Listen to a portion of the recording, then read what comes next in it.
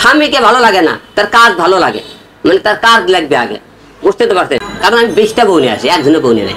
রিয়ামণি আসলে সে একটা গেম খেলতেছে, আমাকেও রাখছে, বিকলে বিভিন্ন কাজ কাম করে, তাতে গেম খেলতে মনে করেন ভিউ ব্যবসা শুরু করছে রিয়ামণি। শেয়ার করে দিলাম, আমার মামা নাই, খালু নাই, বাবা নাই, ডানে ব্যাগ উঠলাম, আমি কি দিয়ে আপনি প্রমাণ করবো? আল্লাহ ছাড়া, আল্লাহ ছাড়া কে আছে আপনি সাক্ষী প্রমাণটা দেবো? দেখছেন সে ওর বউ কাজ করতেছে, আমি এদিকে কাজ করতে, আমি তো এটা ভুলবে, আমি তো 19টা মেয়ে নিয়ে কাজ করতেছি, একটা মেয়ে না। দেখছেন না আপনারা, বিভিন্ন মেয়ে নিয়ে কাজ করতেছে, ওরা কিন্তু একটা নিয়ে কাজ করতেছে।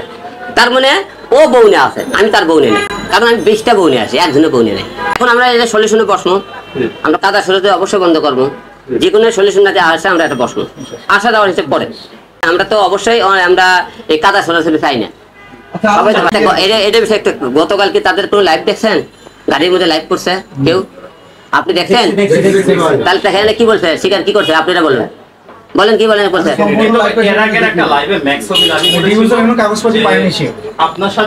না না, কালকে কি বলছে তার সাথে এখন ডিভোর্স হয়নি আমাদের, আমি নিজেই ডিভোর্স দেবো তারে, বলছে কিনা? আচ্ছা গেল, তাহলে আপনারা এই কথা তাহলে আমি কেন একা বলবো? ঠিক না? রিয়ামণি আসলে সে একটা গেম খেলতেছে, মানে আমাকেও রাখছে মনে করেন, আবার অবিকলে বিভিন্ন কাজ কাম করে, তাতে গেম খেলতে মনে করেন ভিউ ব্যবসা শুরু করছে রিয়ামণি। ভিউ ব্যবসা তো নাই শুরু করবে, তাহলে আমি বাংলাদেশের মধ্যে মনে করেন নামবা একটা, আমার নাম ডাকাতে হিরো আলমের, আমি 10টা সিনেমা প্রোডাক্ট করছি। তা তোমার হলে যে রাস্তার 2 টাকা ছেলে, যার কোনো বংশ করেছেন, তার বাবার কোনো করেছেন, আপনি খবর নিয়ে রাখবেন, তার কোনো ঘর নাই, বাড়ি নাই, সে বড় বড় একটা ইউটিউব চ্যানেল আছে, সেটা করে কয় আমি হলে যে এক ইউটিউবার। তাহলে তুমি হিরো আলম থাকতে তুমি একটু করে ভিউ ব্যবসা না করলে তুমি ওকেলে কাজ করবে কেন? আমি তো তোমাদের বলছিলাম তোমরা কাজ কাম বন্ধ করো। আমার বাবা মরে যায়, তোমরা সেই দিনও ভিউ ব্যবসা শুরু করতা। বাবা মরে গেছে সেদিন খালি সমানে ভিউ থাকতে, 4 মিলিয়ন ভিউ। বাবা মরছে আমার, সে ভিউ থাকতেছে।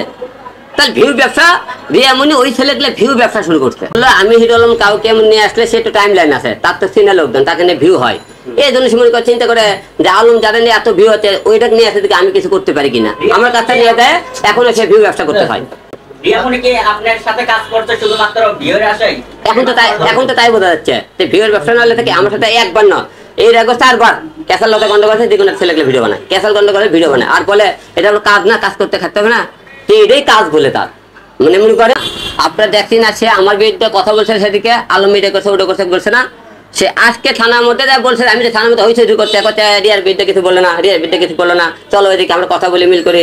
হ্যাঁ, আপনারা দেখছেন বলছেন বলেনি, আমরা চাইতেছিলাম কি জানে যে ও ঝামেলা না করে, আমি ঝামেলা চালে, কারণ আমি তো চাইছিলাম আজকে ঝামেলা হোক।